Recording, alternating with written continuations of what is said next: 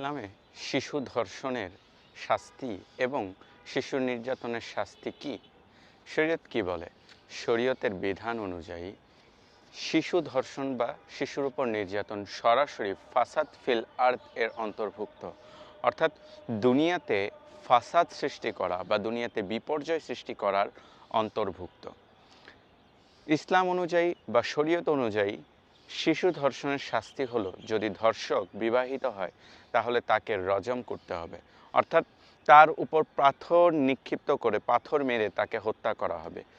যেহেতু কিছুদিন আগে ঘটে যাওয়া রামিসা হত্যাকাণ্ডে ধর্ষক রামিসাকে ধর্ষণও করেছে এবং হত্যাও করেছে, সেই ক্ষেত্রে তার শাস্তি হলো কেসাস, অর্থাৎ মৃত্যুর বদলি মৃত্যু, যা কোরআন দ্বারা স্পষ্টভাবে প্রমাণিত। তাই এই ধরনের ধর্ষকদের ক্ষেত্রে অবশ্যই উচিত যেন তাদেরকে প্রকাশ্যে শাস্তি দেওয়া হয়, রাজপথে শাস্তি দেওয়া হয়।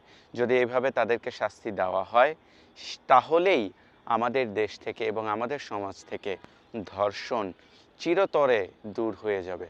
আর যদি এইভাবে আইনের বেড়াজালে তাদেরকে আটকে রাখা হয়, তাদেরকে বাঁচিয়ে রাখা হয়, তাদেরকে জীবিত রাখা হয়, তাহলে আরও ধর্ষকরা সুযোগ পাবে ধর্ষণ করার জন্য। তাই সরকারের প্রতি এবং সকলের প্রতি অনুরোধ, যেন রামিসা হত্যাকাণ্ডের সাথে যারা জড়িত এবং বাংলাদেশে যত শিশু ধর্ষণ হয়েছে সেই সকল হত্যাকাণ্ড এবং ধর্ষণের সাথে যারা জড়িত তাদের সকলকে দৃষ্টান্তমূলক শাস্তি দেওয়া হোক এবং শরীয়ত অনুযায়ী শাস্তি দেওয়া হোক।